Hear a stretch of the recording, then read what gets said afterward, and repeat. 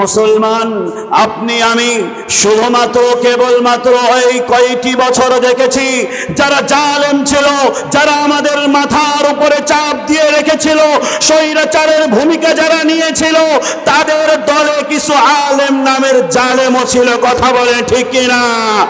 আপনার আমার মহাব্বতের কোরআনের পাখি আল্লামা সাইদি সাহেবের যখন ফাঁসির রায় হয়েছিল, কিছু আলেম নামের জালেমরা তাদের সাথে ঐক্যবদ্ধ হয়ে আল্লামা সাইদির ফাঁসি চেয়েছিল।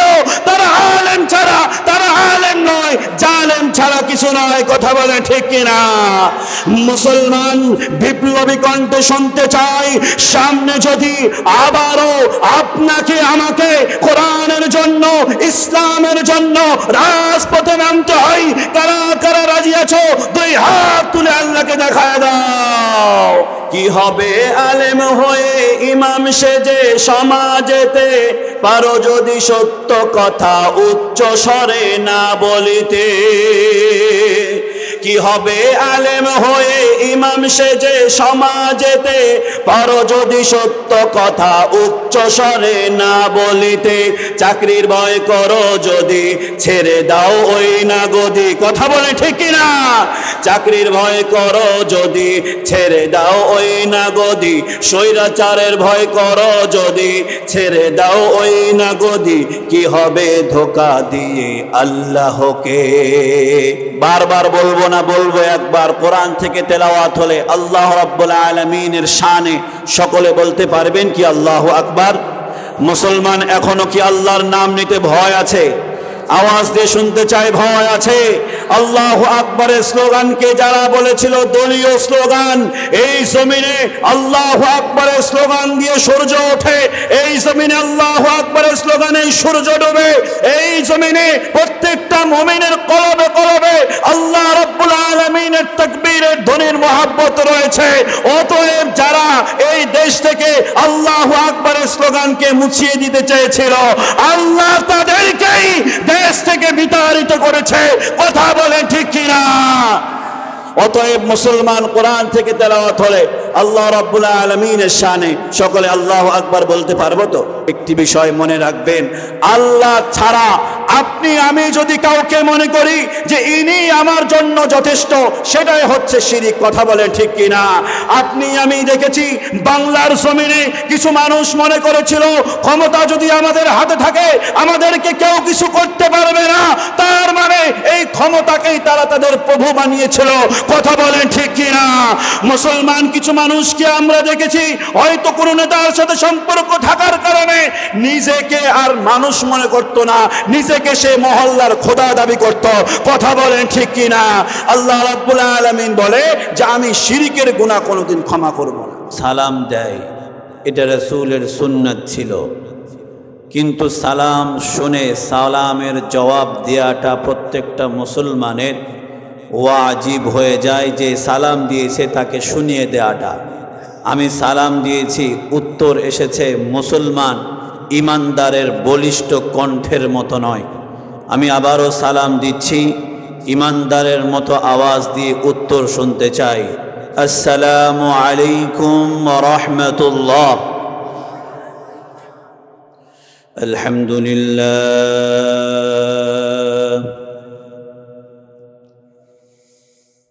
الحمد لله علي الذات عظيم الصفات سميع السمات كبير الشام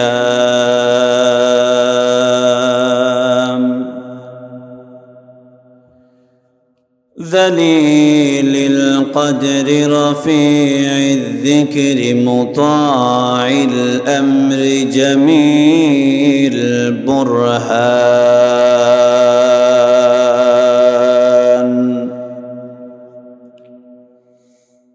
فخيم الاسم عزيز العلم وسيع الحلم كثير الغفران جميل الثناء جزيل العطاء مجيب الدعاء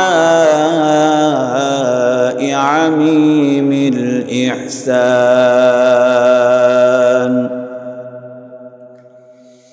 ونشهد أن لا إله إلا الله وحده لا شريك له ونشهد أن سيدنا وسندنا وحبيبنا وطبيبنا وطبيب قلوبنا وأولانا ومولانا محمدا عبد الله ورسوله الذي أرسل إلى الناس كافة للناس بشيرا ونذيرا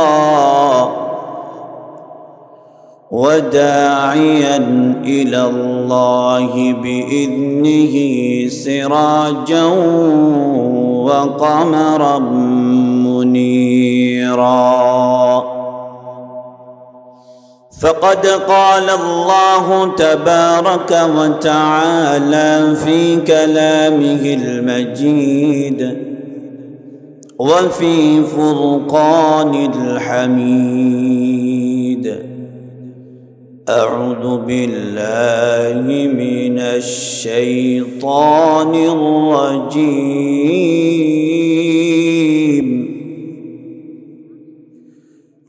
بسم الله الرحمن الرحيم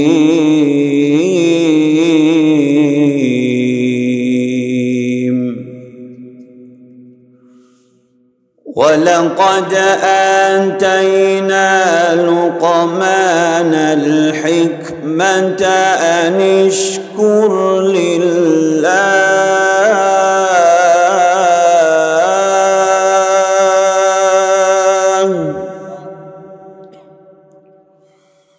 ومن يشكر فإنما يشكر لنفسه ومن كفر فإن الله غني حميد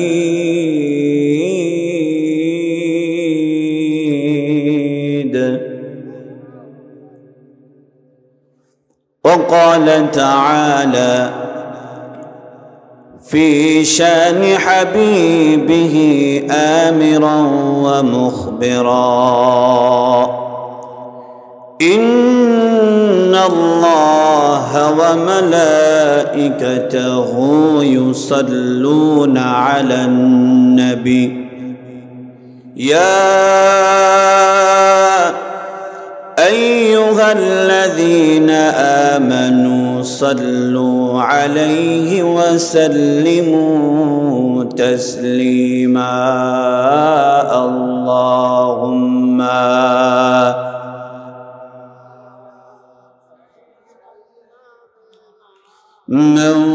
مولانا محمد وعلى آله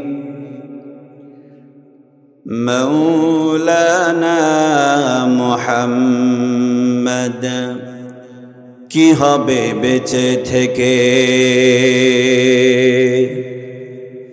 কি হবে বেঁচে থেকে অযথা বিদ্যা শিখে যদি না গড়তে পারো শোষণবিহীন সমাজটাকে কি হবে বেঁচে থেকে কি হবে বেঁচে থেকে অযথা বিদ্যা শিখে যদি না গড়তে পারো শোষণবিহীন সমাজটাকে কি হবে ছাত্র সেজে চুমু খেয়ে সনদখানা যদি হয় বিদ্যালয়টা পতিতাদের আড্ডাখানা কি হবে ছাত্র সেজে চুমুখে সনদ খানা, যদি হয় বিদ্যালয়টা পতিতাদের আড্ডাখানা। এর চেয়ে মরাই ভালো, দেশ ছেড়ে যাওয়াই ভালো, এর চেয়ে মরাই ভালো, দেশ ছেড়ে যাওয়াই ভালো। কি হবে ধোঁকা দিয়ে বিবেকটাকে, কি হবে বেঁচে থেকে, কি হবে বেঁচে থেকে অযথা বিদ্যা শিখে, যদি না গড়তে পারো শোষণবিহীন সমাজটাকে।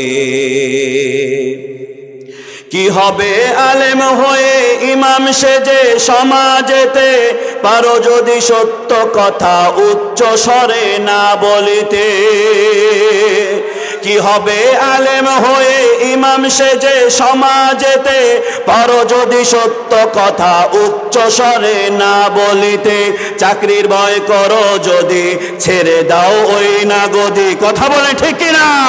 চাকরির ভয় করো যদি, ছেড়ে দাও ওই না গদি।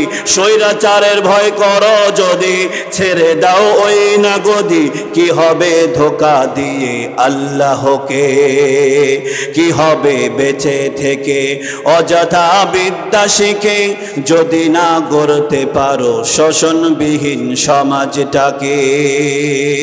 কথা বলেন ঠিক কিনা? মুসলমান আপনি আমি শুধুমাত্র কেবলমাত্র এই কয়টি বছর দেখেছি, যারা জালেম ছিল, যারা আমাদের মাথার উপরে চাপ দিয়ে রেখেছিল, স্বৈরাচারের ভূমিকা যারা নিয়েছিল, তাদের দলে কিছু আলেম নামের জালেমও ছিল। কথা বলেন ঠিক কিনা? আপনার আমার মহাব্বতের কোরআনের পাখি আল্লামা সাঈদী সাহেবের যখন ফাঁসির রায় হয়েছিল, কিছু আলেম নামের জালেমরা তাদের সাথে ঐক্যবদ্ধ হয়ে আল্লামা সাঈদীর ফাঁসি চেয়েছিল। তারা আলেম ছাড়া, তারা আলেম নয়, জালেম ছাড়া কিছু নয়। কথা বলে ঠিক কিনা? মুসলমান বিপ্লবী কণ্ঠে শুনতে চাই, সামনে যদি আবারও আপনাকে আমাকে কোরআনের জন্য, ইসলামের জন্য রাজপথে নামতে হয়, কারা কারা রাজি আছো? দুই হাত তুলে আল্লাহকে দেখায় দাও।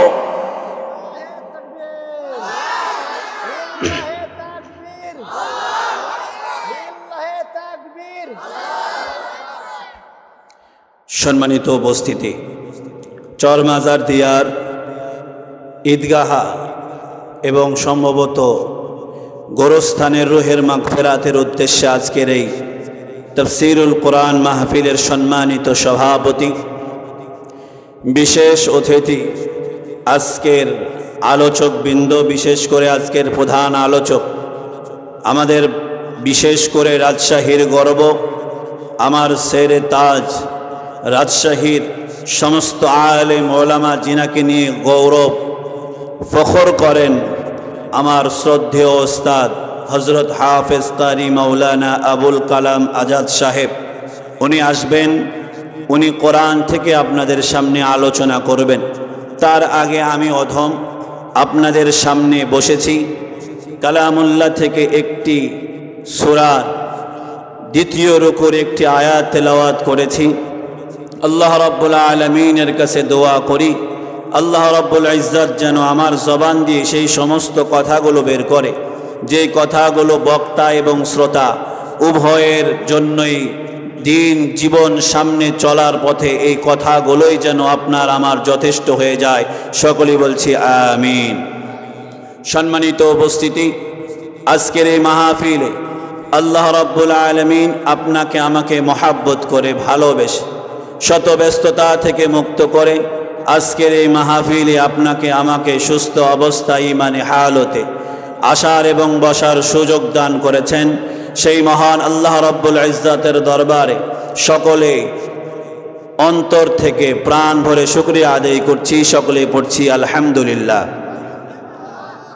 লক্ষ কোটি দুরূদ সালাম বর্ষিত নবিকুল শিরোমণি আকা ইনামদার তাজদার মদিনা দুলালে আমিনা আহমদ মুজতবা মুহাম্মদ মুস্তাফা সাল্লাল্লাহু আলাইহি ওয়াসাল্লামের প্রতি সকলে মহাব্বতে সমস্বরে পড়ছি সাল্লাল্লাহু আলাইহি ওয়াসাল্লাম। সম্মানিত উপস্থিতি, আজকের এই মাহফিলে আসতে পেরে আমরা খুশি নাকি বেজার? একটু আওয়াজ দিয়ে শুনতে চাই, খুশি নাকি বেজার? প্রথমেই আমি আপনাদেরকে বলতে চাই, যদিও আমি মানুষ ছোট, তবে কোরআন এবং হাদিসের বাইরে কোনো কথা হবে না। প্রথমেই বলতে চাই, কোরআন এবং হাদিস থেকে আলোচনা হলে কিছু মানুষের গায়ে জ্বালা পোড়া শুরু হবে, এটাই স্বাভাবিক। কথা বলেন ঠিক কিনা? কারণ এখনো তাদের দোসর আপনার আমার জমিনে, এখনো বাংলার জমিনে আছে। কথা বলেন ঠিক কিনা? তো সম্মানিত উপস্থিতি, কোরআন থেকে আলোচনা হবে, কারো গায়ে যদি লাগে বুঝতে হবে তারও সমস্যা আছে। কথা বলেন ঠিক কিনা? কারণ ডাক্তার যখন ঔষধ দেয়, যে রোগী, বিশেষ করে মুরব্বী যারা আছেন, আমি একটা কথা বিভিন্ন জায়গায়, বেশ কয়েক জায়গাতেও বলেছি, যে আগে এক ধরনের ঔষধ পাওয়া যেত, যে চুলকানি হলে সাদা সাদা এক ধরনের সিরাপ পাওয়া যেত। এই সিরাপের বৈশিষ্ট্য ছিল এরকম যে গোটা শরীরে মাখবেন, গোটা শরীরে মাখলে সমস্যা হবে না, কিন্তু যেই জায়গাগুলোতে চুলকানি আছে সেই জায়গাগুলোতে জ্বালা পোড়া শুরু হয়ে যাবে। তার মানে এটাই প্রমাণ হয়ে যায়, কোরআন এবং হাদিস থেকে আলোচনা হলে যেই সমস্ত মানুষের গায়ে জ্বালা পোড়া শুরু হবে, বুঝে নিতে হবে তাদেরও সমস্যা আছে। কথা বলেন ঠিক কিনা? কোরআন থেকে আলোচনা হবে, আর কোনো বাজে কথা নয়, সরাসরি কোরআন থেকে কথা বলবো। আমি আপনাদের সামনে আজকে তেলাওয়াত করেছি কোরআনুল কারীমের 31 নম্বর সূরা, সূরা লোকমানের 2 নম্বর রুকুর 1 নম্বর আয়াত। অর্থাৎ সূরা লোকমানের আল্লাহ রাব্বুল আলামিন যে আলোচনা করেছেন, সূরা লোকমানের 12 নম্বর আয়াত তেলাওয়াত করেছি, কিন্তু ইচ্ছা পোষণ করেছি 12 থেকে 19 নম্বর আয়াত পর্যন্ত, অর্থাৎ 2 নম্বর রুকুটা পুরোপুরি আলোচনা হবে। সকলে শুনতে রাজি আছেন তো ইনশাআল্লাহ? শুনতে রাজি আছেন তো ইনশাআল্লাহ? কারা কারা রাজি আছেন দুই হাত তুলে আল্লাহকে দেখান। আল্লাহ রাব্বুল আলামিন আমাদের সকলকে কবুল করো, সকলে বলছি আমিন।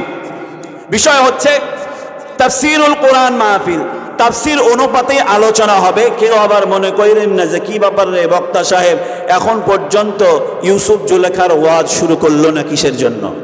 কারণ কিছু মুরব্বী আছে আবার এইরকম যে ইউসুফ জুলেখার ঘটনা না ধরলে তাদের কাছে ভালো লাগে না। তবে আপনাদের কাছে কিছু মেসেজ দেব, আপনি আমি আমার আগের আলোচকও বলেছেন যে এই নিয়াতে শুনবো যাতে করে শুনে আমল করতে পারি। আমলের নিয়াতে শুনতে পারবো তো সকলে ইনশাআল্লাহ? আল্লাহ রাব্বুল আলামিন কালামে হাকিমের মধ্যে একজন ব্যক্তির নামে একটি সূরা নাজিল করেছেন, সেটা হচ্ছে লোকমান হাকিম। ইনার ব্যাপারে বলা হয় যে ইনি নবী ছিলেন না, তবে আল্লাহ রাব্বুল আলামিনের গুরুত্বপূর্ণ, আল্লাহ রাব্বুল আলামিনের প্রিয় একজন বান্দা ছিলেন। সে আল্লাহ রাব্বুল আলামিন লোকমান হাকিমের কিছু নসিহত উনি ওনার সন্তানকে করেছেন। আল্লাহ রাব্বুল আলামিন লোকমান হাকিমের সেই নসিহতটাকে কালামুল্লাহ শরীফের আয়াতে লিপিবদ্ধ করে দিয়েছেন। সুবহানাল্লাহি ওয়া বিহামদি। সম্মানিত উপস্থিতি, আপনার আমার বৈশিষ্ট্য এরকম যে কোনো ব্যক্তির পরিচয় না জানলে তাকে আমরা গুরুত্ব দেই না। কথা বলেন ঠিক কিনা? যেমন বক্তা সাহেবের নাম লেখা আছে, লেখার পরে নিচে লেখাও আছে যে কোন জায়গায় দায়িত্বে আছে। না দেয়া থাকলে আপনারা মনে করতেন যে কি ব্যাপার, ছোট একটা মৌলবি নিয়ে এসে বসিয়ে দিয়েছে, লেখাপড়া শেষ হয়েছে না হয়নি আল্লাহই জানে, এমনটা মনে করতাম না আমরা সকলে? তো আল্লাহ রাব্বুল আলামিনও লোকমান হাকিমের পরিচয় আগে বর্ণনা করেছেন। সূরা লোকমান 31 নম্বর সূরা। কয় নম্বর সূরা? কোরআনুল কারীমের ধারাবাহিকতায় 31 নম্বর সূরা। নাজিলকৃত নাম্বার অনুপাতে এই সূরাটি 57 নম্বরে নাজিল হয়েছে, কিন্তু কোরআনুল কারীমের ধারাবাহিকতায় কত নম্বর সূরা? একটু আওয়াজ দিয়ে বলেন কত নম্বর সূরা? কোন সূরা থেকে আলোচনা শুনবো আজকে আমরা? লোকমান। আল্লাহ রাব্বুল আলামিন লোকমান হাকিমের পরিচয়টা আগে কালামুল্লাহ শরীফে আল্লাহ রাব্বুল আলামিন বলে দিয়েছেন, যাতে করে আল্লাহ রাব্বুল আলামিনের বান্দারা লোকমান হাকিমকে চিনে, এরপরে লোকমান হাকিমের নসিহতগুলো গ্রহণ করে নিজের জীবনকে চালাইতে পারে। আল্লাহ রাব্বুল আলামিন কালামে হাকিমের মধ্যে বলেন, ওয়ালাকাদ আতাইনা লুকমানাল হিকমাতা আন ইশকুর লিল্লাহ।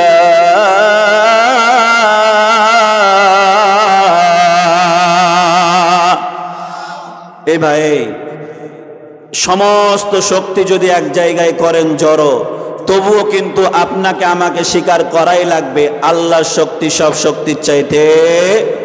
অতএব বারবার বলবো না, বলবো একবার, কোরআন থেকে তেলাওয়াত হলে আল্লাহ রাব্বুল আলামিনের শানে সকলে বলতে পারবেন কি আল্লাহু আকবার? মুসলমান এখনো কি আল্লাহর নাম নিতে ভয় আছে? আওয়াজ দিয়ে শুনতে চাই, ভয় আছে? আল্লাহু আকবারের স্লোগানকে যারা বলেছিল দলীয় স্লোগান, এই জমিনে আল্লাহু আকবারের স্লোগান দিয়ে সূর্য ওঠে, এই জমিনে আল্লাহু আকবারের স্লোগানে সূর্য ডোবে, এই জমিনে প্রত্যেকটা মুমিনের কলবে কলবে আল্লাহ রাব্বুল আলামিনের তাকবীরের ধ্বনির মহব্বত রয়েছে। অতএব যারা এই দেশ থেকে আল্লাহু আকবারের স্লোগানকে মুছিয়ে দিতে চেয়েছিল, আল্লাহ তাদেরকেই দেশ থেকে বিতাড়িত করেছে। কথা বলেন ঠিক কিনা? অতএব মুসলমান কোরআন থেকে তেলাওয়াত হলে আল্লাহ রাব্বুল আলামিনের শানে সকলে আল্লাহু আকবার বলতে পারবো তো? আজকের আমাদের বিশেষ অতিথি আমার সারে তাজ, আমার বড় ভাই, যিনি আমার অভিভাবকের ভূমিকা রাখেন। আপনারা ওনাকে সকলেই চেনেন। এই এলাকারও যিনি মুরব্বী হিসাবে ছিলেন আপনাদের সুখে দুঃখে, উনার উত্তরসূরি আমার বড় ভাই উপস্থিত হয়েছেন। আল্লাহ রাব্বুল আলামিনের কাছে দোয়া করি এবং স্টেজে যারা উপবিষ্ট আছেন আল্লাহ রাব্বুল আলামিন সকলকে সম্মানের চেয়ার দান করো, সকলে বলি আমিন। এবার আসি আমরা আলোচনায়। আল্লাহ রাব্বুল আলামিন সূরা লুকমানের 12 নম্বর আয়াতের মধ্যে বলেন, ওয়ালাকাদ আতাইনা লুকমানাল হিকমাতা আন ইশকুর লিল্লাহ ওয়া মান ইয়াশকুর ফাইন্নামা ইয়াশকুরু লিনাফসিহি ওয়া মান কাফারা ফাইন্নাল্লাহা গনিয়্যুন হামিদ।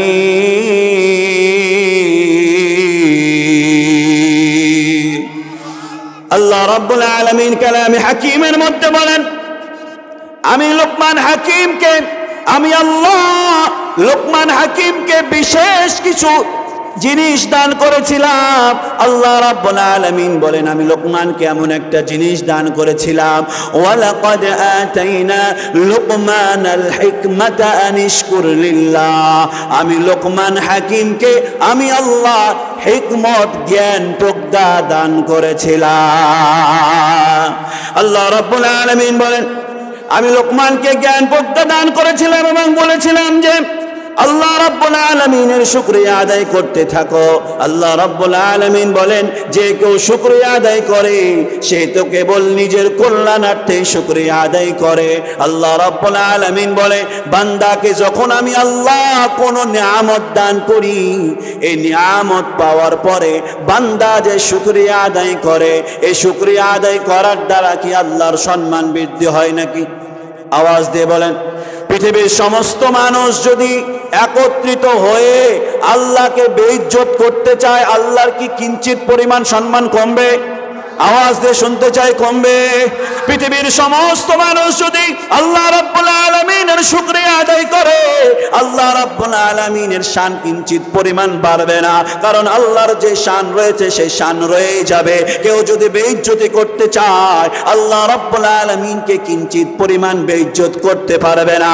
আল্লাহ রাব্বুল আলামিন বলে, আমি আল্লাহ তোমাকে যে নিয়ামত দিয়েছি, এই নিয়ামত পাওয়ার পরে যদি শুকরিয়া আদায় করো, এই শুকরিয়া আদায় করার কারণে তোমার নিয়ামতকেই আমি আল্লাহ বাড়ায় দেব। আল্লাহ রাব্বুল আলামিন সূরা ইব্রাহিমের 7 নম্বর আয়াতের মধ্যে বলেন, লাইন শাকারতুম লাযিদান্নাকুম ওয়া লাইন কাফারতুম ইন্না আযাবি লাশাদীদ। আল্লাহ রাব্বুল আলামিন বলেন, আমি আল্লাহ যে নিয়ামত দিয়েছি, এই নিয়ামতের প্রতি যদি শুকরিয়া আদায় না করো, আমি আল্লাহ রাব্বুল আলামিন শুকরিয়া আদায় না করার কারণে যে নিয়ামত তোমার দিয়েছিলাম, সেই নিয়ামত তোমার কাছ থেকে ছিনিয়ে নেব। শুধু তা নয়, তুমি শুকরিয়া আদায় না করার কারণে ইন্না আযাবি লাশাদীদ, শক্ত আযাব তোমাকে গ্রেফতার করবে। সম্মানিত উপস্থিতি, অতএব আল্লাহ রাব্বুল আলামিন বলতেছেন যে আল্লাহ রাব্বুল আলামিন লোকমান হাকিমকে জ্ঞান প্রজ্ঞা দান করেছিলেন, হিকমত দান করেছিলেন। হিকমত কি জিনিস? জ্ঞান এক জিনিস, হিকমতটা আর এক জিনিস। এদিকে সকলের মনোযোগ আছে তো ইনশাআল্লাহ? তাফসীর হচ্ছে হয়তো ভালো নাও লাগতে পারে, কারণ কোরআনের আলোচনা সবার আবার ভালো লাগে না। তো আল্লাহ রাব্বুল আলামিন বলেন হিকমত দান করেছিলাম। হিকমত কাকে বলে? সংক্ষিপ্ত একটি সহজ বাক্য হচ্ছে এটাই যে আল্লাহ রাব্বুল আলামিন সবাইকে ধরেন হাঁটার মতো যোগ্যতা দিয়েছে, সবাই মানুষ হাঁটতে পারে। তো এখন ধরেন এই রাস্তা দিয়ে আসার সময় কাউকে ডাকা হলো, কিছু মানুষ দেখবেন যে তারা যদি বলেন এই সাইড দিয়ে আসেন, কিছু মানুষ দেখবেন হেঁটে আসবে। এই যে মানুষ এই জায়গায় বসে আছে, কেউ দুইজন ব্যক্তি যদি থাকে, যদি ডাক দেন কেউ আসবে জুতা পরেই হেঁটে চলে আসবে, তাকে আল্লাহ রাব্বুল আলামিন জ্ঞান দান করেছে হাঁটার, সে হেঁটে চলে এসেছে। কিন্তু আরেকজন মানুষ সে হেঁটে আসলো কিন্তু মানুষজন বসে আছে, এই বসে আছে যা দেখে সে জুতাটা স্যান্ডেলটা খুলে হেঁটে এবার খালি পায়ে আসবে। আল্লাহ রাব্বুল আলামিন তাকে হিকমত দান করেছে, বলেন না সুবহানাল্লাহ। তার মানে এইরকম এতটুকু হিকমত আল্লাহ আপনাকে আমাকে দিয়েছে না, এতটুকু বিবেক তো আল্লাহ আপনাকে আমাকে দিয়েছে, তো আল্লাহর শুকরিয়া আদায় করবো তো ইনশাআল্লাহ। আল্লাহ রাব্বুল আলামিন বলেন আমি লোকমান হাকিমকে জ্ঞান প্রজ্ঞা দান করেছিলাম এবং শুকরিয়া আদায় করতে বলেছিলাম। আল্লাহ রাব্বুল আলামিন বলেন লোকমান হাকিম শুকরিয়া আদায় করেছে, শুকরিয়া আদায় করলে তো নিজেরই লাভ। আল্লাহ রাব্বুল আলামিন বলেন যে শুকরিয়া আদায় করবে না সে নিজেই ক্ষতিগ্রস্ত হয়ে যাবে।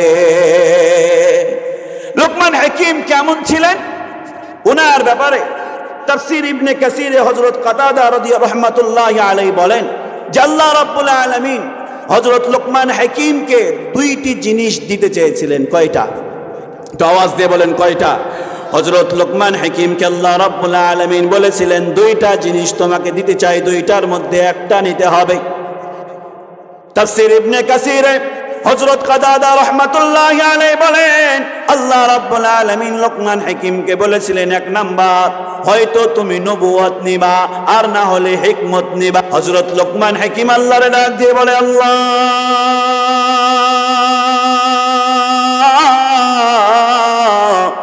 নবুয়তের প্রয়োজন নাই, কারণ নবুয়ত যদি আমি নিয়ে নিই তাহলে কিছু মানুষের দায়িত্ব আমার উপরে চলে আসবে, ওই মানুষগুলো যদি পথহারা হয়ে যায় তোমার কাছে আমার জবাবদিহিতার কাঠগড়ায় দাঁড়াতে হবে। আল্লাহ রাব্বুল আলামিনকে হযরত লোকমান হাকিম ডাক দিয়ে বলে আল্লাহ আমার নবুয়তের প্রয়োজন নাই, আপনি আমার জ্ঞান প্রজ্ঞা হিকমত দান করেন, আমি সেটা নিয়ে থাকতে রাজি।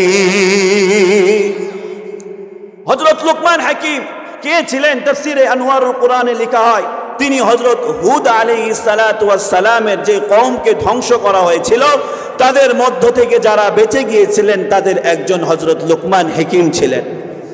আমি এতক্ষণ ওনার বর্ণনা শোনার পরে মনে হচ্ছে এরকম যে লোকমান হাকিম হয়তো দেখতে অথবা বংশীয় কোনো বড় একজন ছিলেন, দেখতে হয়তো সুন্দর ছিলেন। ওনার ব্যাপারে তাফসীরের কিতাবে লেখা হয় যে উনি হাবশার গোলাম ছিলেন, দেখতে খুব খারাপ, দেখতে খুব কালো, ঠোঁট মোটা। মানে একজন মানুষের দেখতে খারাপ হওয়ার জন্য যা যা গুণাগুণ থাকার দরকার সবটাই লোকমান হাকিমের মধ্যে ছিলেন। মুসলমান, তার মানে বোঝা যায় মানুষ যদিও হোক কালো, অন্তর যদি হয় ভালো, আল্লাহ রাব্বুল আলামিনের কাছে সেই মূল্যবান। কথা বলেন ঠিক কিনা? আল্লাহ রাব্বুল আলামিন লোকমান হাকিমের পরিচয় করায় দিয়া এরপরে আল্লাহ রাব্বুল আলামিন বলেন লোকমান হাকিমের পরিচয়টা বর্ণনা করতে গিয়ে তাফসীরের কিতাবের মধ্যে লেখা হয় লোকমান হাকিমের আল্লাহ রাব্বুল আলামিন এমন একটা গুণ দান করেছিলেন, তিনি যখন ওয়াজ করতেন, আলোচনা করতেন, সমস্ত মানুষেরা মুগ্ধ হয়ে তার দিকে তাকায় থাকতো।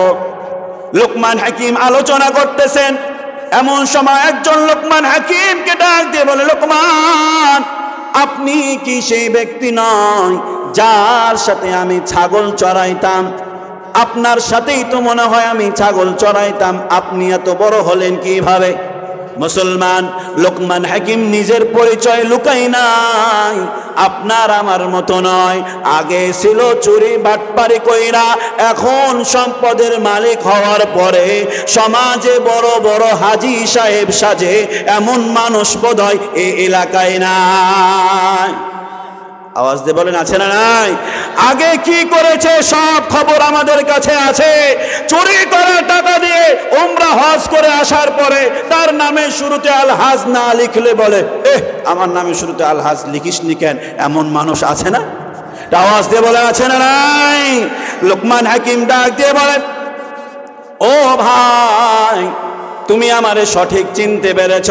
হ্যাঁ হ্যাঁ হ্যাঁ, আমি ওই মানুষ যে তোমার সাথে ছাগল চড়াইতাম। লোকমান হাকিমকে ডাক দিয়ে বলে, তুমি এত বড় মানুষ হইলা কিভাবে? তাফসীরের কিতাবের মধ্যে লেখা হয় লোকমান হাকিম 3টা গুণের কথা বললেন। কয়টা গুণের কথা বললেন? লোকমান হাকিম ডাক দিয়ে বলে, আমি 3টা গুণ নিজের মধ্যে ধারণ করেছি। তাফসীরের কিতাবের মধ্যে লেখা হয় কোন মানুষ যদি এই জ্ঞানগুলো, এই অভ্যাসগুলো, এই গুণগুলো নিজের মধ্যে ধারণ করে, আল্লাহ রাব্বুল আলামিন তাকেও সম্মানের চেয়ারে বসায় দেবেন। সম্মানের চেয়ারে বসতে চান না এরকম কে আছেন? হাত তোলেন তো দেখি। ভুলেও কেউ হাত ওঠায়নি, মানে বসতে চান না? ওই আমি মনোযোগ যেন থাকে এই জন্য উল্টা প্রশ্ন করলাম, যেন মনোযোগটা এই দিকেই থাকে। কারণ হুসুঙে বাঙালি তো আমরা সবাই, কথা বলেন ঠিক কিনা? হুসুঙে পড়েই তো 16 বছর আগে এমন হুসুঙে পড়েছিলাম যে দিতে দিতে নৌকাকে ডুবিয়ে দিয়েছিলাম, কথা বলেন ঠিক কিনা? যার 16 বছর খেসারত আজকে আপনাকে আমাকে দিতে হয়েছে, কথা বলেন ঠিক কিনা? ওই যে নৌকা ডুবিয়েছিলাম আমরাই তো, নাকি? কথা বলেন ঠিক কিনা? আমরাই তো। ওই যে হুসুঙে বাঙালি হওয়া যাবে না, হুঁশ ঠিক রাখা লাগবে। পারবো তো ইনশাআল্লাহ? লোকমান হাকিম ডাক দিয়ে বলেন, 3টা গুণ, 3টা অভ্যাস আমার মধ্যে ধারণ করার কারণে আল্লাহ রাব্বুল আলামিন আমার সম্মান বাড়ায় দিয়েছে। 1 নম্বরে সত্যবাদিতা, 2 নম্বরে আমানতদারিতা, 3 নম্বরে নীরবতা আমি পালন করি। এই জন্য আল্লাহ রাব্বুল আলামিন সম্মান আমার বৃদ্ধি করে দিয়েছে। 1 নম্বরে কি বললেন? আওয়াজ মনে নাই? 1 নম্বরে কি বললেন? সত্যবাদিতা। কি সত্যবাদিতা? আমরা তো এখন কেউ মিথ্যা কথা বলেই না, কি বলেন? এই মোবাইল উঠার পরে এমন এক অবস্থা, বক্তা সাহেব মসজিদ থেকে ধরেন যে বের হয়েছে, বাড়িতে আছে, মসজিদ মাহফিল কমিটি ফোন দিয়েছে, হুজুর আপনি কোথায়? বল অর্ধেক রাস্তা চলে এসেছি। এমন মানুষ মনে হয় বাংলাদেশে নাই, কথা বলে ঠিক কিনা? তো আমাদের অবস্থা এরকম। এখন মিথ্যা কথা বলাটাকে আমি কোনো কিছু মনেই করি না, যে সামান্য তো কিছু বলাই যেতে পারে। সম্মানের চেয়ারে যদি বসতে চান, আল্লাহ রাব্বুল আলামিনের কাছে গ্রহণযোগ্য যদি হতে চান, কিয়ামতের মাঠে বিচারের কাঠগড়ায় যদি না দাঁড়াতে চান, সত্য কথা বলার বিকল্প নাই, কথা বলেন ঠিক কিনা? হযরত লোকমান হাকিম ডাক দিয়ে বলে 3টা গুণ। 1 নম্বর সত্যবাদিতা, 2 নম্বর আমানতদারিতা। আমানতের মধ্যে অনেক বিষয় ঢুকে রয়েছে। একজন হয়তো আপনার কাছে তার মনের কথাটা বলল, ভাই খুব কষ্টের মধ্যে আছি, এই আমার সাথে ঘটেছে, তোমাকে বলে আমার মনটাকে হালকা করলাম, দয়া করে তুমি কাউকে বইলো না। এই মানুষ শোনার পরে আরো 5টা মানুষের সামনে চায়ের স্টলে বৈশা বলে, সলিমউদ্দিন আমার কাছে এই কথাগুলো বলল, দয়া করে তোমরাও কাউকে বলিও না। এমন মানুষ বোধহয় এলাকাতে নাই, আছে না নাই? তার কাছে বলেছে কোনো একটা কষ্টের কথা, যে ভাই এই বিপদ, তুমি কিন্তু কাউকে বলিও না, কারণ কষ্টের কথা বলার দ্বারা মনটা হালকা হয়, কথা বলেন ঠিক কিনা? হয়তো তার কাছে বলেছে। এবার 5 জনের সামনে এই একই ওয়াজ করেছে যে সলিমউদ্দিনের এই সমস্যা, বলার পরে বলেছে যে ভাই আমাকে কিন্তু বলতে মানা করেছিল, তোরাও আবার বলিস না। এখন বলেন এই আমানতদারি করলো নাকি খেয়ানত করলো? কথাটার আমানত করলো নাকি খেয়ানত করলো? আল্লাহ রাব্বুল আলামিনের এই প্রিয় বান্দা লোকমান হাকিম বলেন, আল্লাহ রাব্বুল আলামিন আমাকে সম্মানের চেয়ারে বসিয়েছে তার 3টি কারণ। 1 নাম্বার সত্যবাদিতা, আমানতদারিতা, নীরবতা। নীরব থাকি, কম কথা বলে, মানুষের সামনে গীবত কম করে, কেউ আমার কাছে গীবত করলে তার উত্তরও কম দিই, প্রয়োজন ছাড়া কথা বলি না। এই জন্য আল্লাহ আমারে সম্মানিত করে দিয়েছে। আপনারা বিরক্ত হচ্ছেন নাকি? কাকে নিয়ে আলোচনা চলছে? লোকমান হাকিম, সূরা লোকমান 31 নম্বর সূরা। এই লোকমান হাকিম এত বড় একজন ব্যক্তি, আল্লাহ রাব্বুল আলামিন প্রথমে তার গুণাগুণ তার বর্ণনা করলেন যাতে করে আপনার আমার সহজ হয়। উনি তার সন্তানকে কিছু নসিহত করেছিলেন। এই নসিহতগুলো শুনে আপনি আমি যেন আপনার আমার সন্তানকে এই নসিহতগুলো করতে পারি এবং এই নসিহত অনুযায়ী নিজেও চলতে পারি, এমন ঈমান, এমন মন মানসিকতা আমাদের সকলের আছে তো ইনশাআল্লাহ। এরপরে আসেন হযরত লোকমান হাকিম, উনি ওনার সন্তানকে নসিহত করেছেন যে নসিহতগুলো আল্লাহ রাব্বুল আলামিন কোরআনে মাজিদে আয়াতে লিপিবদ্ধ করে দিয়েছেন। সুবহানাল্লাহি ওয়া বিহামদি। হযরত লোকমান হাকিম সূরা লোকমানের 13 নম্বর আয়াতে লোকমান হাকিম তার সন্তানকে নসিহত করছেন। লোকমান হাকিমের এই কথাগুলোকে আল্লাহ রাব্বুল আলামিন কালামে হাকিমের মধ্যে লিপিবদ্ধ করেছেন। আল্লাহ রাব্বুল আলামিন বলেন, وَإِذْ قَالَ لُقْمَانُ لِابْنِهِ وَهُوَ يَعِظُهُ يَا بُنَيَّ لَا تُشْرِكْ بِاللَّهِ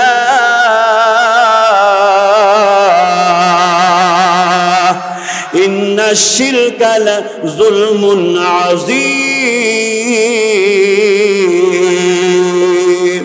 হযরত লোকমান হাকিম আল্লাহ রাব্বুল আলামিন বলেন, এবং স্মরণ করো যখন লোকমান তার সন্তানকে উপদেশ দিচ্ছিল, হে আমার সন্তান, হে আমার প্রিয় বৎস, وَإِذْ قَالَ لُقْمَانُ لِابْنِهِ وَهُوَ يَعِظُهُ يَا بُنَيَّ لَا تُشْرِكْ بِاللَّهِ হে আমার সন্তান, একটা নসিহত মনে রাখো, জীবদ্দশায় যতদিন বেঁচে থাকবে আল্লাহর সাথে কাউকে শরীক করবা না।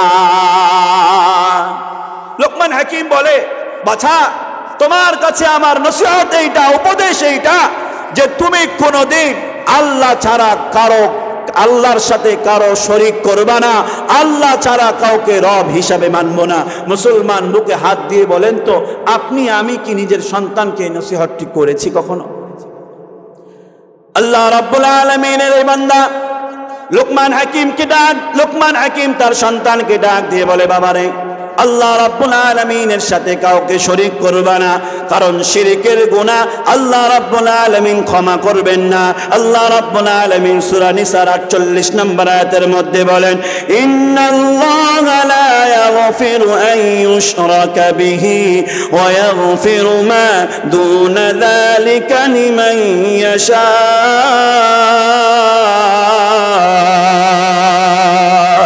আল্লাহ রাব্বুল আলামিন বলেন, আমি আল্লাহ রাব্বুল আলামিন হয়তো সমস্ত গুনাহ মাফ করতেও পারি, কিন্তু আমার সাথে কেউ যদি শরীক করে, আমার সাথে কারো যদি কেউ অংশীদার সাব্যস্ত করে, আমি আল্লাহ সেই গুনাহ কখনো মাফ করব না। মুসলমান, আপনার আমার কাছে এই কথাগুলো হয়তো মনে হতে পারে যে না, আমরা তো আল্লাহর সাথে কাউকে শরীক সাব্যস্ত করি না। একটি বিষয় মনে রাখবেন, আল্লাহ ছাড়া আপনি আমি যদি কাউকে মনে করি যে ইনি আমার জন্য যথেষ্ট, সেটাই হচ্ছে শিরিক। কথা বলেন ঠিক কিনা? আপনি আমি দেখেছি বাংলার জমিনে কিছু মানুষ মনে করেছিল ক্ষমতা যদি আমাদের হাতে থাকে আমাদেরকে কেউ কিছু করতে পারবে না, তার মানে এই ক্ষমতাকেই তারা তাদের প্রভু বানিয়েছিল। কথা বলেন ঠিক কিনা? মুসলমান কিছু মানুষকে আমরা দেখেছি হয়তো কোনো নেতার সাথে সম্পর্ক থাকার কারণে নিজেকে আর মানুষ মনে করত না, নিজেকে সে মহল্লার খোদা দাবি করত। কথা বলেন ঠিক কিনা?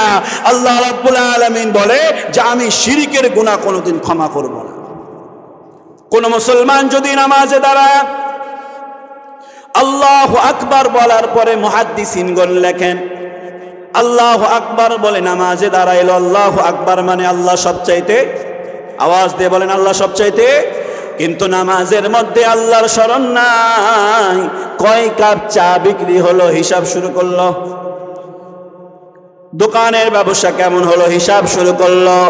মুহাদ্দিসিনগণ বলেন ওই ব্যক্তি আল্লাহর চাইতে তার ব্যবসাকে বড় বানিয়ে দিয়েছে, অতএব আল্লাহর চাইতে ব্যবসাটাই তার কাছে বড়, সে ব্যক্তিও আল্লাহর সাথে শরীক করেছে।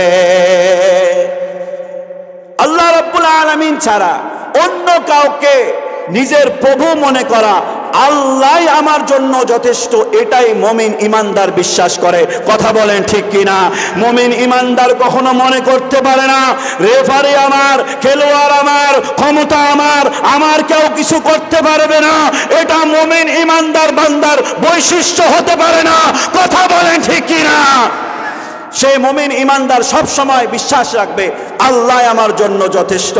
এমন যদি বিশ্বাস আপনার আমার কলবে থাকে, তাহলে আমি মুমিন ইমানদার হতে পারবো। আল্লাহ আমার জন্য যথেষ্ট, এমন বিশ্বাস, এমন আশা, এমন ঈমান আপনার আমার থাকা লাগবে। হযরত জাফর রাদিয়াল্লাহু তাআলা আনহু আলা শিকলি মুহাম্মাদুর রাসূলুল্লাহ সাল্লাল্লাহু আলাইহি ওয়াসাল্লাম, আল্লাহর রাসূল সাল্লাল্লাহু আলাইহি ওয়াসাল্লামের চাচাতো ভাই ছিলেন হযরত জাফর রাদিয়াল্লাহু তাআলা আনহু। মুহাদ্দিসিনগণ বলেন হযরত জাফর রাদিয়াল্লাহু তাআলা আনহু দেখতেও চাচাতো ভাই হওয়ার কারণে রাসূলের মতো ছিলেন। মুতার যুদ্ধে আল্লাহর রাসূল সাল্লাল্লাহু আলাইহি ওয়াসাল্লাম দ্বিতীয় সেনাপতি হযরত জাফর রাদিয়াল্লাহু তাআলা আনহুকে করলেন। আল্লাহ রাসূল সাল্লাল্লাহু আলাইহি ওয়াসাল্লাম হযরত জাফর রাদিয়াল্লাহু তাআলা আনহুকে মুতার যুদ্ধের দ্বিতীয় সেনাপতি ঘোষণা করলেন এবং পরেও তৃতীয় জন আরেকজনকে সেনাপতি বলে ঘোষণা করলেন। এর মানে তিনজনকে সেনাপতির দায়িত্বের ঘোষণা করার পরেও আল্লাহর রাসূল বলেন এই তিনজনও যদি শাহাদাত বরণ করে, তাহলে পরে তোমরা মশওয়ারা করে আলোচনা করে আরেকজনকে নেতা সাব্যস্ত করবে। এর মানে বোঝা যায় আল্লাহর রাসূল যেই তিনজনের নাম নিয়েছে, এই তিনজন শাহাদাত বরণ করবে, এর মাঝে কোনো সন্দেহ নাই। হযরত জাফর রাদিয়াল্লাহু তাআলা আনহুর তিনজন সন্তান, আব্দুর রহমান, আব্দুল্লাহ আউন, মুহাম্মদ আব্দুল্লাহ আউন নামে তিনজন সন্তান, ছোট ছোট তিনজন সন্তান। বাড়ির মধ্যে রয়েছে। হযরত জাফর জিহাদের ময়দানে যাবে, তার আগে স্ত্রীকে এসে ডাক দিয়ে বলে, স্ত্রী রে, যুদ্ধের ময়দানে যাচ্ছি, হয়তো তোমার সাথে চলার কারণে তোমার সাথে যদি কোনো বেয়াদবি করে থাকি মাফ কইরা দিও। তোমার হক যদি সঠিকভাবে আদায় না করে থাকি মাফ করে দিও। কিয়ামতের মাঠে জান্নাতের মধ্যে তোমার সাথে আমার সাক্ষাৎ হবে। হযরত জাফর রাদিয়াল্লাহু তাআলা আনহু জিহাদের ময়দানে গিয়ে শাহাদাত বরণ করেছে, এই সংবাদ রাসূলের কান পর্যন্ত চলে এসেছে। রাসূল সাল্লাল্লাহু আলাইহি ওয়াসাল্লাম জাফরের শাহাদাতের কথা শুনে চোখ দিয়ে টটটর করে পানি পড়তে আরম্ভ করেছে। রাসূল সাল্লাল্লাহু আলাইহি ওয়াসাল্লাম থামতে না পেরে জাফরের বাড়ির দিকে রওনা হয়ে জাফরের তিনজন সন্তানকে জড়ায় ধরা আল্লাহর রাসূল হাও মাও করে কাঁদে আর আল্লাহর ডাক দিয়ে বলে, আল্লাহ, আমার জাফর শাহাদাত বরণ করেছে, এই তিনজন সন্তানের এখন কি হবে রে আল্লাহ। ভিতর থেকে আসমা বিনতে উনাইস ডাক দিয়ে বলে, ইয়া রাসূলুল্লাহ, আপনি এমন ভাবে ছোট বাচ্চার মতো হাও মাও করে কাঁদেন কিসের জন্য? আল্লাহর রাসূল কোনো কথা বলতে পারে না, কারণ স্বামীর শাহাদাতের কথা স্ত্রীর কাছে বললে হয়তো স্ত্রীও সহ্য করতে পারবে না। আল্লাহর রাসূল কিছু না বলে ডুকরায় ডুকরায় হাও মাও করে কাঁদে। ভিতর থেকে আসমা ডাক দিয়ে বলে, নবী গো, আমার বুঝতে বাকি না, আপনি আমার তিনজন সন্তানকে জড়ায় ধরে কাঁদতেছেন, আমি বুঝতে পেরেছি আমার স্বামী শাহাদাত বরণ করেছে। আসমা বিনতে উনাইস আল্লাহর রাসূলকে ডাক দিয়ে বলে, নবী গো, আপনি নবী হয়ে কেন এমন ভাবে ছোট বাচ্চার মতো কান্না করেন? আল্লাহর রাসূল বলেন, আসমা, এই তিনজন সন্তানকে দেখে আমি কাঁদি, কারণ আমি নবী জানি এতিম থাকার কি কষ্ট। আল্লাহর রাসূল আসমারে ডাক দিয়ে বলেন, আসমা, ছোট থাকতে মাঠের এক কোনায় দাঁড়ায়া দাঁড়ায়া সন্ধ্যার সময় আমি কাঁদতাম। আমার বন্ধুগুলোকে তাদের বাবারা কোলে কইরা গালে মুখে চুমু খেতে খেতে নিয়ে যেত। আমার বাবা কোনোদিন এসে আমার কোলে নাই না, আমার মার ঠোঁটে কখনো চুমু খাই নাই। আমি তো সামনে দেখতেছি এই জাফরের তিনজন সন্তান এতিম হয়ে গেল, এরা এখন কারে বাপ বলে ডাক দিবে, আব্বা বলে ডাক দিবে। আমি নবী আব্বা বলে ডাকতে পারি নাই, আমার জাফরের সন্তানগুলো এতিম হয়ে গেল, এখন তারা কিভাবে আব্বা বলে ডাক দিবে? আসমা বিনতে উনাইস পর্দার আড়াল থেকে আল্লাহর রাসূলকে ডাক দিয়ে বলে, নবী গো, চিন্তার কোনো কারণ নাই, আমি আল্লাহর উপরে বিশ্বাস রাখি, আল্লাহ আমার জন্য যথেষ্ট। আসমা বিনতে উনাইসের এই কথার কারণে, আল্লাহর উপরে এমন বিশ্বাস থাকার কারণে আসমা বিনতে উনাইসের ব্যাপারে লেখা হয়, আসমা বিনতে উনাইস সেদিন বলেছিলেন, হাসবুনাল্লাহু ওয়া নি'মাল ওয়াকিল, নি'মাল মাওলা ওয়া নি'মান নাসীর। আসমা বিনতে উনাইস বলেছিল, চিন্তার কোনো কারণ নাই, যে আল্লাহর জন্য আমার স্বামী জীবন দিয়েছে, যে আল্লাহর জন্য শাহাদাত বরণ করেছে, যে আল্লাহর ধর্মের জন্য আমার স্বামী শাহাদাত বরণ করেছে, সে আল্লাহ আমার জন্য যথেষ্ট। মুহাদ্দিসিনগণ লেখে, আসমার এই কথার কারণে হযরত আবু বকর সিদ্দিক রাদিয়াল্লাহু তাআলা আনহুর স্ত্রী ইন্তেকালের পরে সাইয়েদনা আবু বকর রাদিয়াল্লাহু তাআলা আনহু ওই মহিষী নারীকে বিবাহ করার জন্য প্রস্তাব দিলেন, ও আসমা, তুমি একজন মহিষী নারী, তোমাকে বিয়ে করে আমি আবু বকর ধন্য হতে চাই।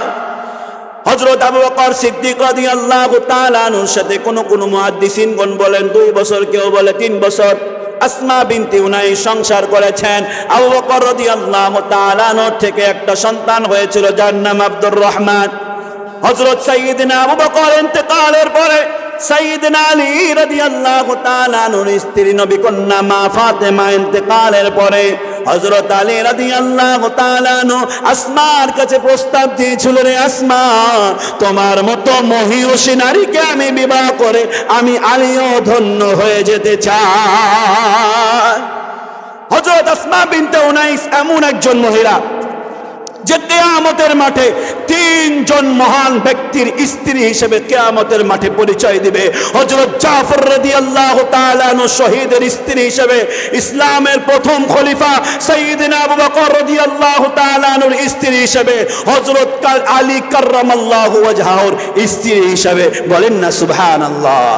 এমন সম্মান মর্যাদা আল্লাহ দিলেন কেন? বিশ্বাস করেছিল কার উপরে? আওয়াজ দিয়ে বলেন, কার উপরে?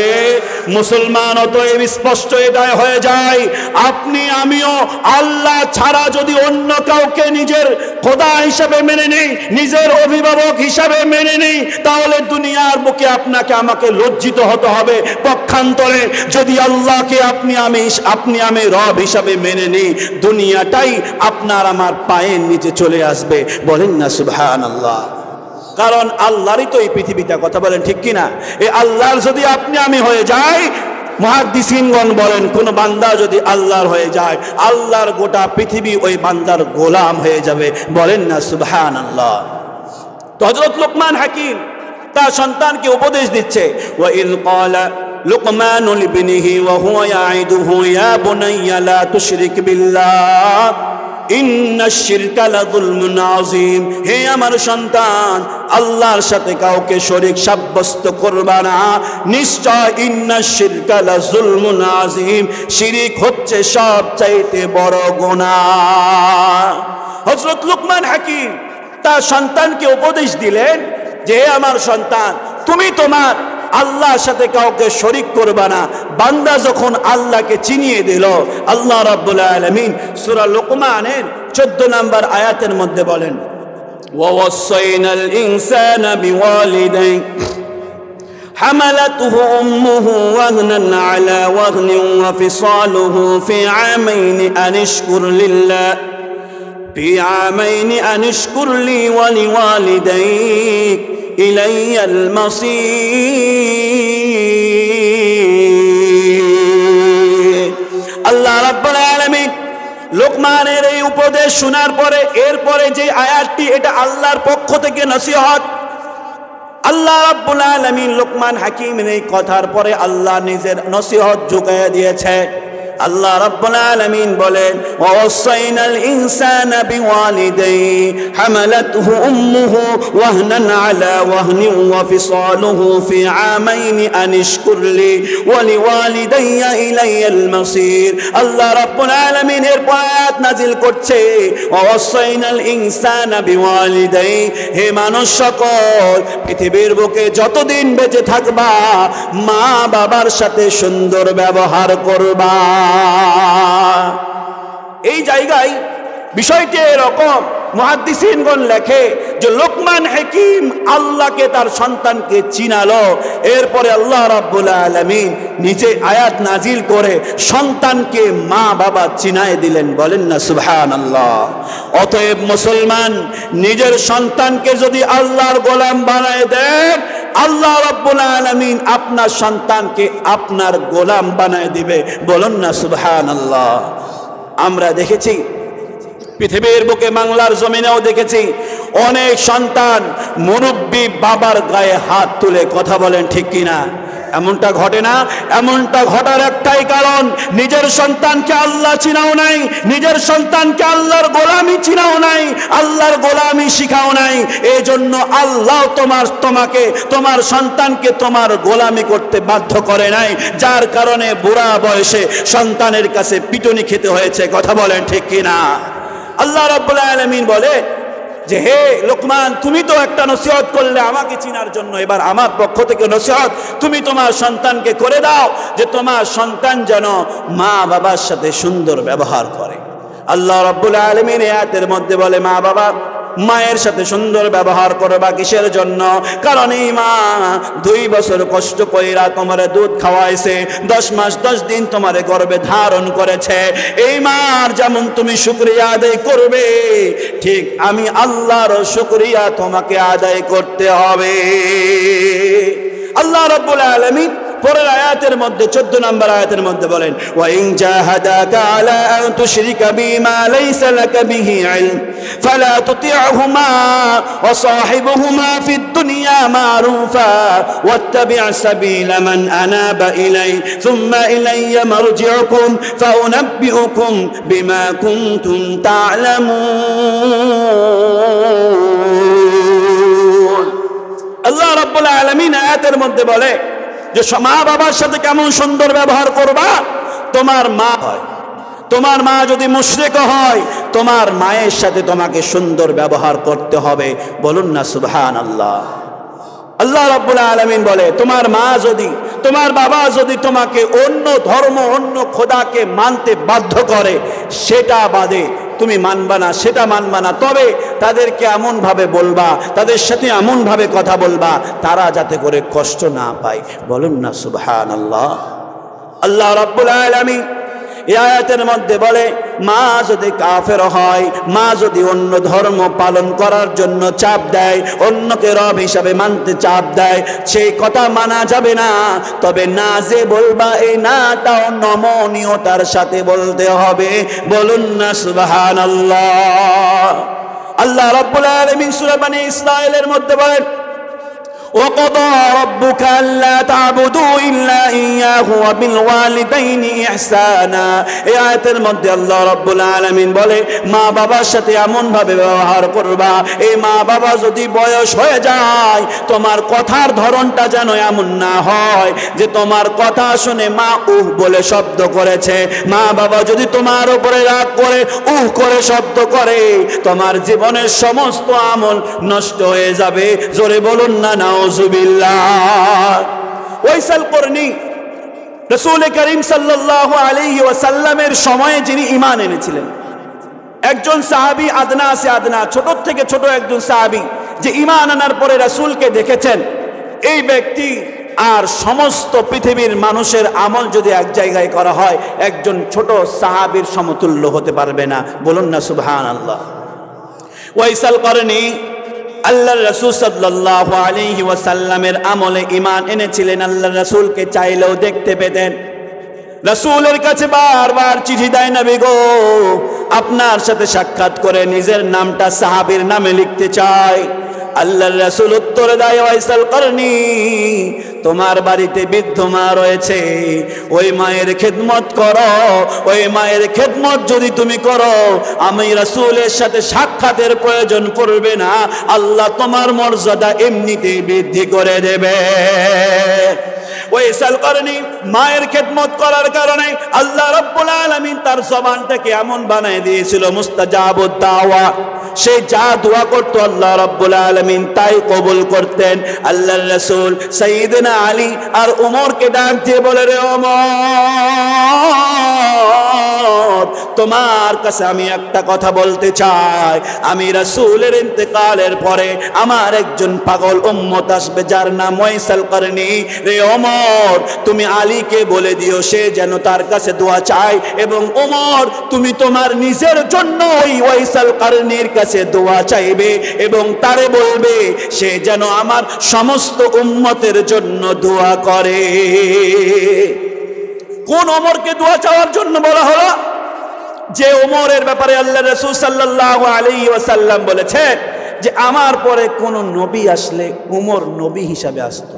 বলুন না সুবহানাল্লাহ। আল্লাহ রাসূল বলে যে আমার পরে কোন নবী আসলে আল্লাহ রাব্বুল আলামিন ওমরকেই নবী হিসাবে পাঠাইতেন। ওমর রাদিয়াল্লাহু তাআলা আনহুর মর্যাদা কেমন? ওমর রাদিয়াল্লাহু তাআলা আনহুর শাসন আমলে উনার খেলাফতের সময় আলী রাদিয়াল্লাহু তাআলা আনহু স্বপ্নে দেখে রাত্রে বেলা যে আল্লাহ রাসূল সাল্লাল্লাহু আলাইহি ওয়াসাল্লাম সাহাবায়ে কিরামদেরকে নিয়ে মসজিদ নববীর মধ্যে বসে আছে। উনি স্বপ্নে দেখতেছেন যে নামাজের পরে একজন মহিলা খেজুর নিয়ে এসেছে, আল্লাহ রাসূলের কাছে দিলেন এবং বললেন, ইয়া আল্লাহ রাসূল, এই খেজুরগুলো সবার মাঝে সমান করে ভাগ করে দেন। আল্লাহ রাসূল সাল্লাল্লাহু আলাইহি ওয়াসাল্লাম কে আলী রাদিয়াল্লাহু তাআলা আনহু স্বপ্নের মধ্যে দেখে। আলী রাদিয়াল্লাহু তাআলা আনহু বলেন, স্বপ্নের মধ্যে আমি দেখি আমার ভাগে 3টা খেজুর এসেছে। আমি স্বপ্নের মধ্যে ওই খেজুরগুলো মুখে দিয়েছি, মুখে দিয়ে চাবাচ্ছি। এমন সময় মুয়াজ্জিন সাহেব আসসালাতু খায়রুম মিনান নাওম বলে ডাক দিয়েছে। আলী রাদিয়াল্লাহু তাআলা আনহু ঘুম থেকে উঠে বলেন, স্বপ্নের মধ্যে যে আমি মুখে খেজুর দিয়েছিলাম ওই খেজুরের স্বাদ আমার মুখে এখনো রয়ে গিয়েছে। বলুন না সুবহানাল্লাহ। আলী রাদিয়াল্লাহু তাআলা আনহু ওই মুখের মধ্যে খেজুরের স্বাদ নিয়ে নামাজে গিয়েছেন। ফজরের নামাজের পরে আলী রাদিয়াল্লাহু তাআলা আনহু দেখে একজন মহিলা খেজুর নিয়ে, খেজুরের ডালা নিয়ে উপস্থিত। বলেন না সুবহানাল্লাহ। হযরত ওমর ফারুক রাদিয়াল্লাহু তাআলা আনহু বললেন, এই খেজুরগুলো সবার কাছে সমানভাবে ভাগ করে দাও। আলী রাদিয়াল্লাহু তাআলা আনহুর কাছে 3টা খেজুর পড়ল। আলী রাদিয়াল্লাহু তাআলা আনহু 3টা খেজুর নিয়ে মুখের মধ্যে দিয়েছে। আলী রাদিয়াল্লাহু তাআলা আনহু বলেন, স্বপ্নের মধ্যে যে খেজুর আমি খেয়েছিলাম, যে স্বাদ আমার মুখের মধ্যে ছিল, বাস্তবে যে খেজুর আমি মুখের মধ্যে দিয়েছি, 2 খেজুরের স্বাদ একই রকম আমার কাছে মনে হয়েছে। আলী রাদিয়াল্লাহু তাআলা আনহু খেজুর খাচ্ছেন, বড়ই মজা লাগতেছে। ওমরকে ডাক দিয়ে বলে, রে ওমর, 3টা খেজুর ভাগে পেয়েছি, আর কি একটা আমার বেশি দেয়া যাবে নাকি? ওমর মুচকি মুচকি হেসে বলে, রে আলী, স্বপ্নের মধ্যে কি আল্লাহর রাসূল তোমারে 3টা খেজুর দিয়েছিল নাকি? বলুন না আল্লাহু আকবার। বিষয়টা মানে বুঝতে পারেননি আপনারা। আলী রাদিয়াল্লাহু তাআলা আনহু ঘুম থেকে উঠেই তো মসজিদে চলে এসেছে। স্বপ্নের কথা কাউকে বলেছিল? আওয়াজ দিয়ে বলেন, কাউকে বলেছিল? আলী রাদিয়াল্লাহু তাআলা আনহুকে ওমর ডাক দিয়ে বলে, রে ওমর, আলী, স্বপ্নের মধ্যে কি আল্লাহর রাসূল তোমারে 3টা খেজুরের বেশি দিয়েছিল নাকি? আলী রাদিয়াল্লাহু তাআলা আনহু আশ্চর্য হয়ে ওমরে ডাক দিয়ে বলে, রে ওমর, আমি স্বপ্নে কি দেখেছি এটা তুমি জানলা কেমনে? ওমর ডাক দিয়ে বলে, রে আলী,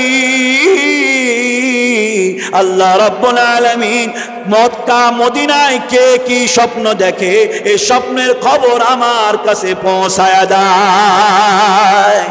এই ওমর রাদিয়াল্লাহু তাআলা আনহুর মতো বড় মানুষকে আল্লাহ রাসূল বলে, রে ওমর, ওয়াইসাল করনির কাছ থেকে তুমি নিজের জন্য দোয়া চাইবা। বলেন না সুবহানাল্লাহ। ওয়াইসাল করনি আল্লাহর রাসূলের সাহাবী হতে পারে নাই, কারণ আল্লাহর রাসূলকে ঈমান আনার পরে দেখে নাই।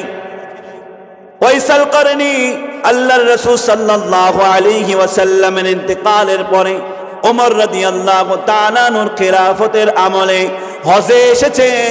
ওমর রাদিয়াল্লাহু তাআলা ওয়াইসালকে গিয়ে ডাক দিয়ে বলে, রে ওয়াইসাল, আল্লাহর রাসূল তোমার কাছে বলেছিল তোমার কাছে যেন আমি নিজের জন্য দোয়া চাই, আর আল্লাহর রাসূলের সমস্ত উম্মতের জন্য তুমি যেন দোয়া করো।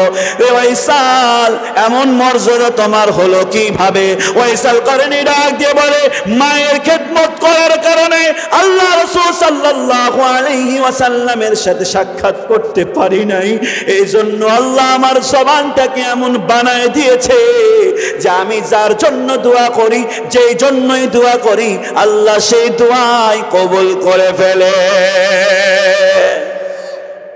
হযরত ওয়াইসাল করনি এই পাওয়ার পেলেন কিভাবে?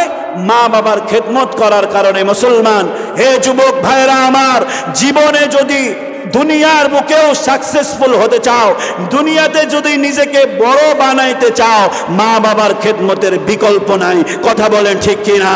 কারণ আল্লাহর রাসূল বলে, মা বাবা আর আল্লাহর মধ্যে কোনো পর্দা থাকে না। মা বাবা যদি আল্লাহর কাছে দোয়া করে, আল্লাহ রাব্বুল আলামিন সঙ্গে সঙ্গে সেই দোয়া কবুল করে। বলেন না সুবহানাল্লাহ। এবার সময় আমার কাছে অনেক কম, আমি সংক্ষেপে আপনাদের কাছে বলবো আর যাব। আল্লাহ রাব্বুল আলামিন হযরত লোকমান হাকিম তার সন্তানকে বললেন, ইয়া বুনাইয়া লা তুশরিক বিল্লাহ, আল্লাহর সাথে কাউকে শিরিক কইরো না। আল্লাহ রাব্বুল আলামিন তারপরে নসিহত করলেন সন্তানকে, হে সন্তান, মা বাবার সাথে বেয়াদবি করিও না। বলুন না সুবহানাল্লাহ। তার মানে মুসলমান, নিজের সন্তানকে আল্লাহ চিনায় দেন, নিজের সন্তানকে আল্লাহর একত্ববাদের শিক্ষা দিয়ে দেন। নিজের সন্তানকে আল্লাহ যদি চিনায় দিতে পারেন, সন্তান বড় হওয়ার পরে হুজুরের কাছে দোয়া করা লাগবে না যে হুজুর আমার সন্তান আমার কথা শুনে না, দোয়া করেন। কথা বলেন ঠিক কিনা? কোন সন্তান যদি আল্লাহরে চিনে নাই, সেই সন্তান মা বাবার সাথে বেয়াদবি করতে পারে না। কথা বলেন ঠিক কিনা? এবার আসেন, হযরত লোকমান হাকিম তার সন্তানকে নসিহত গুলো করলেন। এরপরে নসিহত করতে সন্তানকে আরেকটি, ইয়া বুনাইয়া ইন্নাহা ইন তাকুম মিসকালা হাববাতিন মিন খারদাল ফাতাকুন ফি সখরাতিন আও ফিস সামাওয়াতি আও ফিল আরদি ইয়াতি বিহাল্লাহ ইন্নাল্লাহা লাতীফুন খাবীর। লোকমান হাকিম সন্তানকে ডাক দিয়ে বলে, হে আমার সন্তান, কোনো কিছু যদি সরিষা দানা সমপরিমাণ হয়, তোমার আমল ভালো অথবা খারাপ, কোনো কিছু যদি সরিষা দানা পরিমাণ করো, এই সরিষা দানা সমপরিমাণ ভালো এবং মন্দ উভয়টার খবর একজন জানেন, তিনি কে? লোকমান হাকিম সন্তানকে ডাক দিয়ে বলে, হে আমার সন্তান, কোনো খারাপ কাজ করার আগে নিজে চিন্তা করবা, আল্লাহ রাব্বুল আলামিনের কাছে সব খবর আছে। এই যুবক ভাইরা, বাবা তার সন্তানকে নসিহত করতেছেন, রে সন্তান, কোনো কিছু গোপন থাকে না। ঘরের দরজা বন্ধ করে লেপের ভিতরে যে তুমি গুনাহ করো রে যুবক, কেউ তোমারে না দেখলেও দেখেন তিনি কে? আল্লাহ রাব্বুল আলামিন বলেন যে তুমি তোমার সন্তানকে নসিহত করেছ যে হে আমার সন্তান, এমন কোন পাপ কইরো না যে পাপ সম্পর্কে আল্লাহ অবগত। প্রত্যেকটা পাপ, প্রত্যেকটা ভালো কাজের আল্লাহ রাব্বুল আলামিন খবর রাখেন। কিয়ামতের মাঠে আল্লাহ রাব্বুল আলামিন তোমার আমলনামা তোমার হাতে তুলে দিয়ে বলবেন, ইকরা কিতাবাকা কাফা বিনাফসিকাল ইয়াওমা আলাইকা হাসিবা। আপনি আমি আপনার আমার আমলনামা হাতে নিয়ে পড়বো আর দেখবো, হায়রে ওই যে দুইজন মিলে অমুকের ব্যাপারে গীবত করেছিলাম, সেটাও দেখি লেখা আছে। সেও তো জানতো না যে তার ব্যাপারে আমি গীবত করেছিলাম। লোকমান হাকিম সন্তানকে নসিহত করতেছে, রে সন্তান, কারো ব্যাপারে কখনো গীবত করবা না। আল্লাহ রাব্বুল আলামিনের আড়াল হওয়ার কোনো জায়গা নাই। কথা বলেন ঠিক কিনা? তাফসীরের কিতাবের মধ্যে লেখা হয়, একটি তাফসীরে তাওজিহুল কোরআনের মধ্যে একটি আমল, একটি বিষয়, নারে তাকবীর, নারে তাকবীর। প্রধান মেহমানের আগমন, শুভেচ্ছা, স্বাগতম। নারে তাকবীর। সম্মানিত মুসলমান ভাইরা আমার ওস্তাদ রাজশাহীর গর্ব, যার কোরআন তেলাওয়াত, যার আলোচনা শোনার জন্য হাজার হাজার মানুষ শহরে ভিড় করেন, এই ব্যক্তি এখন আপনাদের সামনে উপবিষ্ট হয়েছেন। আর কোনো আলোচনা হবে না। আল্লাহ রাব্বুল আলামিন যেন আপনাকে আমাকে সূরা লোকমানের তার সন্তানকে যে নসিহতগুলো করেছিলেন, এই নসিহতগুলো আমিও যেন নিজের সন্তানকে করতে পারি। আল্লাহ রাব্বুল আলামিন তৌফিক দান করে, সকলে বলি আমিন। এই সম্মানিত মুসলমান ভাইরা আমার, আপনাদের কাছে একটি বিষয় আমি জানতে চাই।